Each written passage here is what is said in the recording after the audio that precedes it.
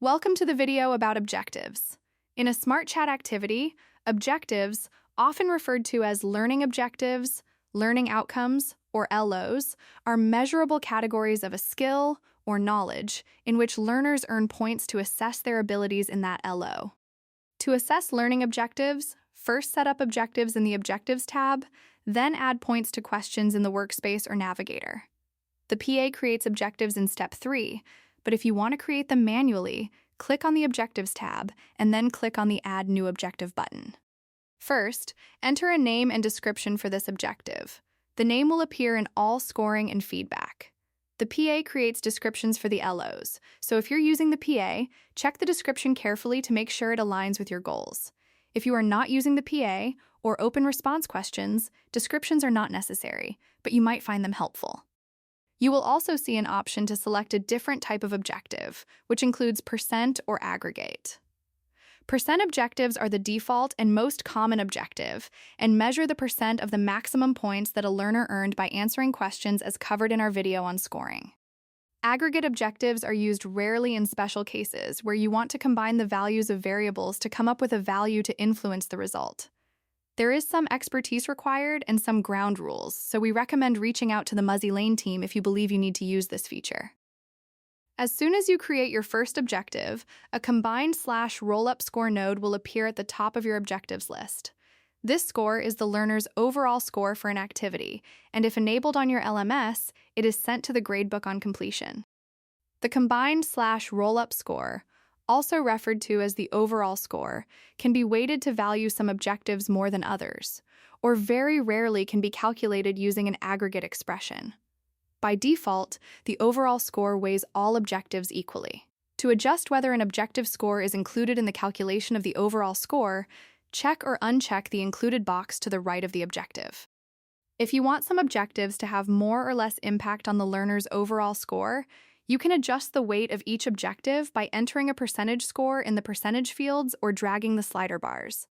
Pressing the Redistribute Evenly button distributes the percentage of each included objective evenly in the calculation of the overall score. Note, each time you add a new objective, it is not automatically included in the score. Also, you will receive an error if you try to publish an activity without 100% total weight. You can also set the objective sliders to behave in different modes: individual, promote, and relative. Individual gives you control over each objective category, but expects your total to equal 100%. Promote is useful when you want to take weight from the strongest or weakest value and promote the selected objective. Relative is useful when you have already distributed weighted scores and you want to have a new score, or are removing a score and you want to keep the existing ratios as much as possible. Use the competency threshold if you want to send an unsuccessful attempt score for a learner who didn't meet a specific threshold in any one objective. If the student does not meet the minimum threshold in each LO, the overall score reported is the value that you put in the max overall score. If the student does meet the minimum threshold in every LO, the activity is scored normally. So, suppose the minimum threshold for every objective is 75%, and the max overall score is 70%. The learner will not pass if any of the objective scores are below 75%, even if the overall average is above it. In this case, the maximum overall score they can receive is a 70%. As you can see here, the actual average of the scores is above 70%, but the learner cannot score higher than that because the score in this LO is less than 75%. In this example, you can see that all the objective scores are above 75%, so the overall score is reported as the average. By default, objective scores display when a learner clicks the score button on the top right of an activity as seen below. This button reveals the learner's ongoing percentage in each LO and overall.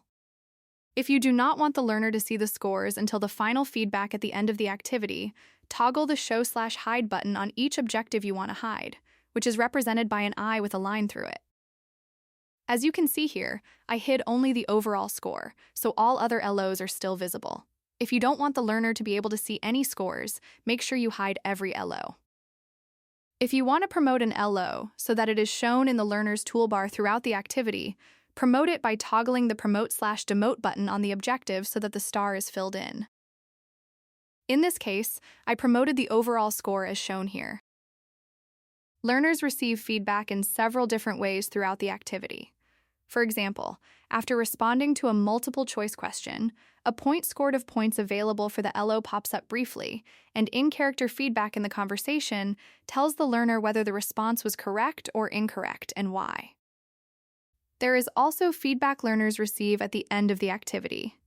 The end-of-activity feedback for each LO and the overall score will be set up automatically, which you can then customize in the feedback editor.